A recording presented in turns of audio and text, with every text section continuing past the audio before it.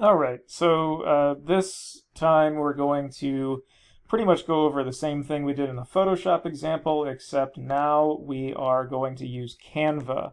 And Canva is actually a free web-based editor, or design editor. So I'm just going to use my personal email and my password to log in here. So it's very easy to set something up. You can just make it your Gmail or whatever email you want this to go to. When you create a design in Canva, this is going to be a little bit less easy to do as it is in Photoshop, to just make sure that in Photoshop you can just make sure the canvas is sort of right outside the image that you've taken. And so you can make sure in Photoshop that whatever image you have, you're kind of framing it properly by changing the canvas pixels. In Canva, you might need to decide kind of whether you want a desktop wallpaper dimensions, you want custom dimensions like maybe 4,000 by 6,000 pixels as we went over in class, or what type of design you want. I'm going to go ahead and just do custom dimensions, and I'm going to say 6,000 for the width, 4,000 for the height, and this is all in pixels. And so create a new design, and you'll see here that I just have this background layer, and in order to make this black, you can just make this canvas black by just clicking this background color picker, and then going to black, which is, the number for that is all zeros. The next thing we want to do is actually have an image to place here. Remember that in Canva, the first thing you're going to have to do is make the canvas, and then you'll have to drag your image in. And so that might get a little bit unwieldy if you're trying to figure out what is the best canvas size before you grab your image. But as far as photos, I do believe Canva has a lot of its own kind of photos that you can use, and so I'm just going to grab one of these ones randomly just as an example. Go with the dog.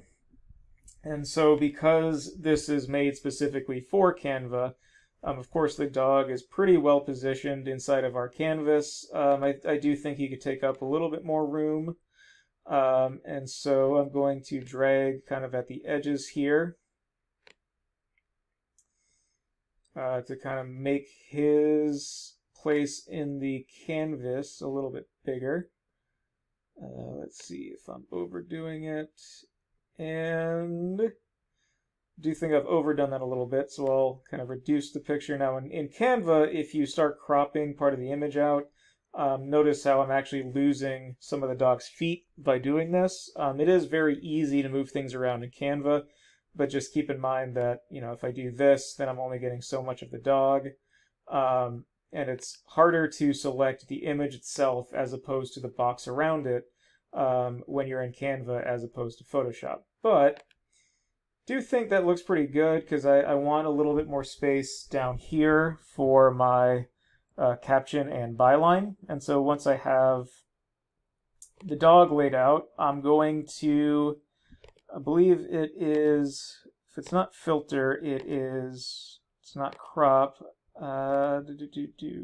There should be a way to add a stroke just to the image, and I believe there might be something like that in the effects. But what we did in class was just to kind of take an element, and this particular element that I get automatically is just a kind of a rectangle box, and you'll see that it looks like a portrait size box, but we can kind of manipulate it however we want. I'm just going to click on that, and I'm going to expand it so that it is covering just the dog part of this image. So I'm going to go ahead and let's see. There we go. This is another thing that might be a little bit annoying about Canva, is that you lose track of where one piece of an object goes, and you have to kind of search for it. But let's go ahead and click and drag,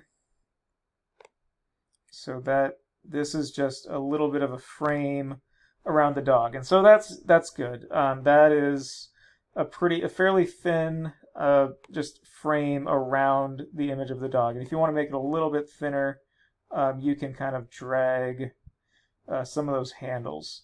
But for now, that looks good.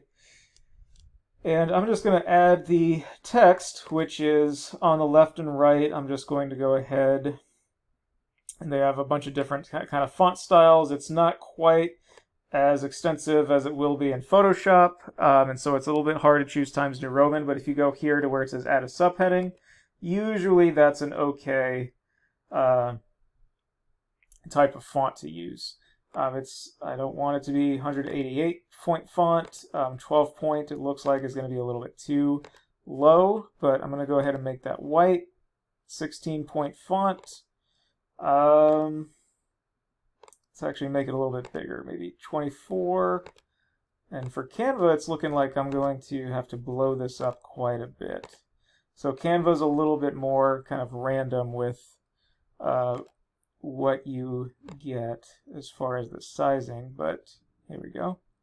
And then just like we did in Photoshop, I'll just kind of drag this to the bottom left corner, and you see that I do get those kind of purplish rulers that I get when I'm in Photoshop. So drag this down to the bottom left corner, and I'll go ahead and type "dog walks by the pool" as sort of my caption. Hopefully your captions might be something a little bit more interesting, but for now we just have "dog walking by the pool." Everybody loves dogs. Again, let me go ahead and increase this, and so I'm getting a little bit worried about how this might actually look when I save this and make it a JPEG, but I'm not liking that the other problem with Canva is that I'm not liking that that it's aligning with the border and not necessarily the image itself. It's aligning with kind of the outside of the border.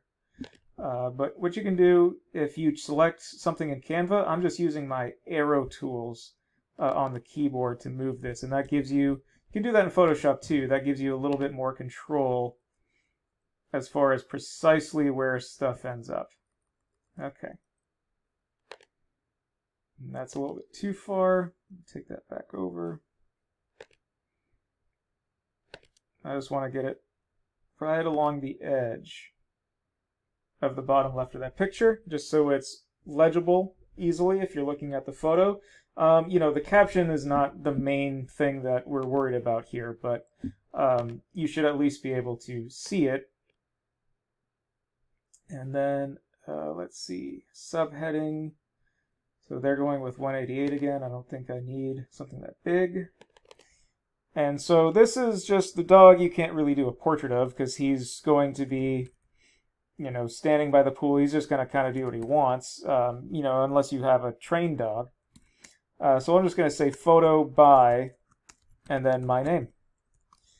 And then I'm going to go ahead and click that and drag it down to the bottom right. And there you go. That should be pretty much a similar design to what you would be able to do in Photoshop. I don't love that the border that we have is a little bit thicker, but it's not too distracting. And then you would just download this, usually as a PNG file, or you can download it as a JPEG. Either one will be fine as far as when you upload your final image to the Dropbox. Now, the other issue with Canva is that if you edit something in a weird way, I can't really tell you how to fix it or why it's a little bit wonky, simply because Canva does not work the same way as Photoshop. Photoshop, I can kind of see all of your layers. I can see everything that you did if I have a Photoshop file.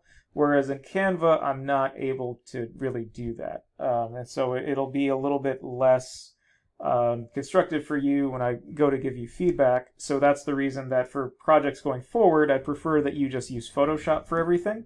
But if you have to use Canva, that is how you would do it. So there you go.